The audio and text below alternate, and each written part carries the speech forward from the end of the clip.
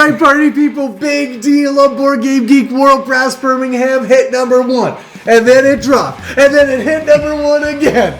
Let's talk about it. What's happening, party people? Welcome to Punch Board Party. My name is Daniel. This is Fr.Greg. And we are talking about Brass Birmingham and the top 100 list on BoardGameGeek and it reaching number 1. And whether we think that Brass Birmingham is overrated or not, if it deserves. Yeah, definitely not. Well, don't answer the question so quickly. I thought I established that. I've talked about this game before. I really enjoy it. This is a very highly rated game. I mean, I have another game rated as my number 1, but I mean, it's definitely in my top 20 or something. Okay. Let's not jump the gun. We're going to have different opinions here. This is going to be fun. But mainly, we're actually wanting to have a conversation just about Brass Birmingham, about the rating system on BoardGameGeek, about how these rankings work, right, and just kind of what's going on right now. So over the weekend, there was big buzz around Brass Birmingham because it cracked the top 1. Mm-hmm. Right? So it dethroned Gloomhaven. That's right. Dethroned Gloomhaven, which I kind of rejoice in. I mean, I don't have anything against Gloomhaven, but it's not a game that I've poured my blood, sweat, and tears into like other people have. Let's just say we've been working on a review for Jaws of the Lion for the better part of about 6 months now, and it still hasn't come out. So we really so just to say, yeah, we're happy to see Gloomhaven fall from its throne and be tossed to shreds. We really only have to play one more game to do the introductory scenario of Jaws of the Lion. And every time Fr.Greg's so Jaws of the Lion, I'm like, there's no pick up and get up in me. That's right. So yes, Brass Birmingham dethroning Gloomhaven.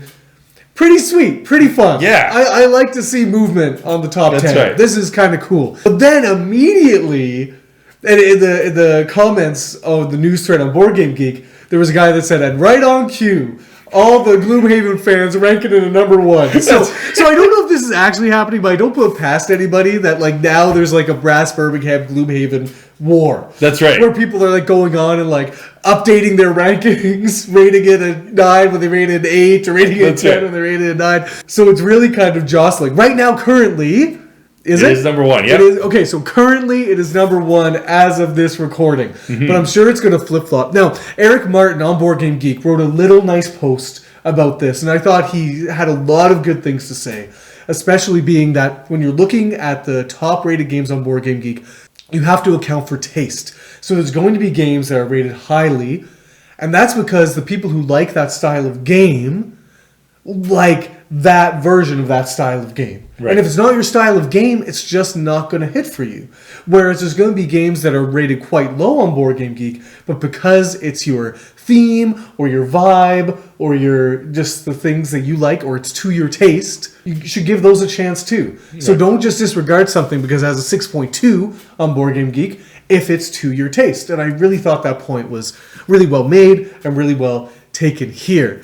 And so what we got here is we kind of got these two games that are fairly polarizing for the board game community. That's right. Jostling for number 1 position. That's right. You got a dungeon, a heavy dungeon crawler, and then you've got a heavy Euro, just a bland economic Euro.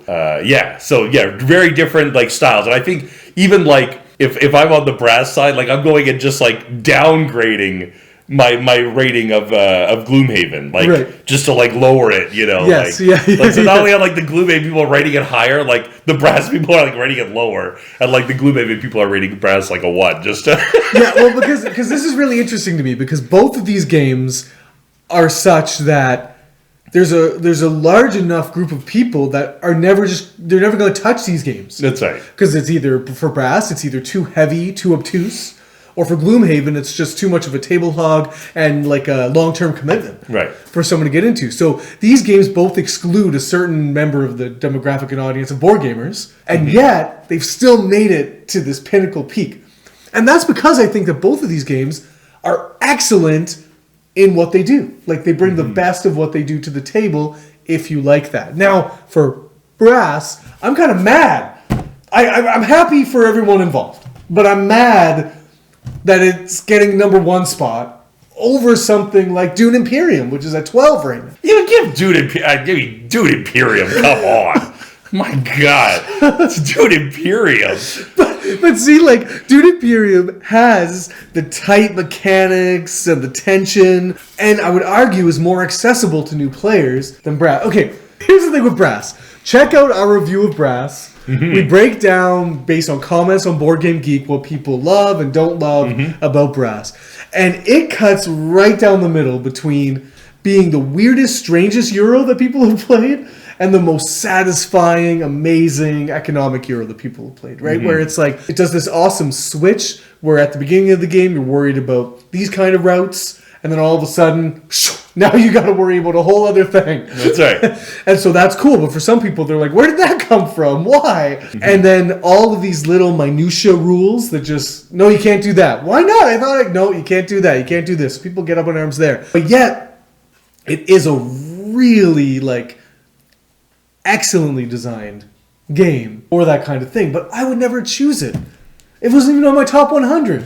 That's disappointing to me. It was never on my top 100 because it's just like, I would never choose that experience. I would enjoy the experience if you brought it out and said, hey, we're playing Brass. I'd be like, okay, good. Yeah, I remember that fondly. Fine. Like, it's not a bad game for me, but it's just like, so I just don't know what to do with this news. I think Brass Birmingham is overrated.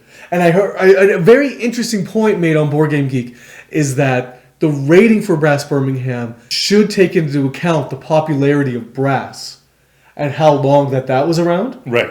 So that game kind of got a lot of buzz, was like around for a long time, created kind of a community around it, and then that got sort of lent to Brass Birmingham. That's right. So it's not like a game that kind of just came out with the ether and made it to number one. It had kind of a history or a following. Now I don't know if that...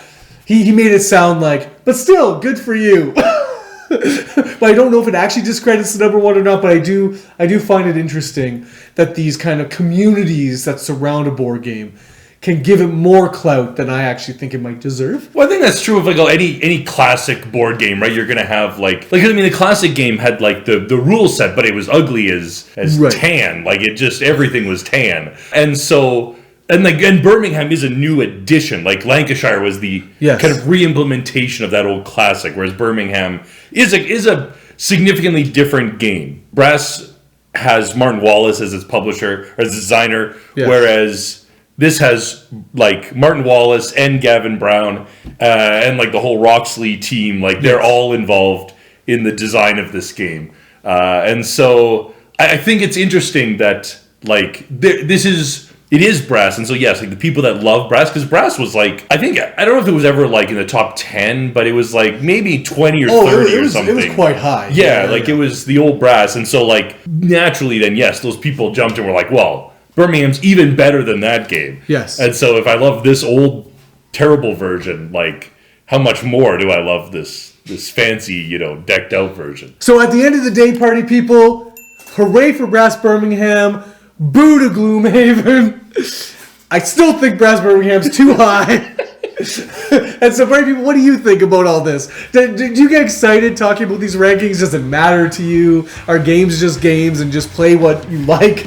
Right. or does it kind of fascinate you to look at all of these kind of differences in the rankings and how they jostle back and forth? We kind of love it. Fr.Greg, any last thoughts before we wrap this up? Well deserved. Okay. So, party people, let us know in the comments down below. Are you a Brass hater or are you a Brass fan? Let us know down below. And until next time, party people, have an industrious day.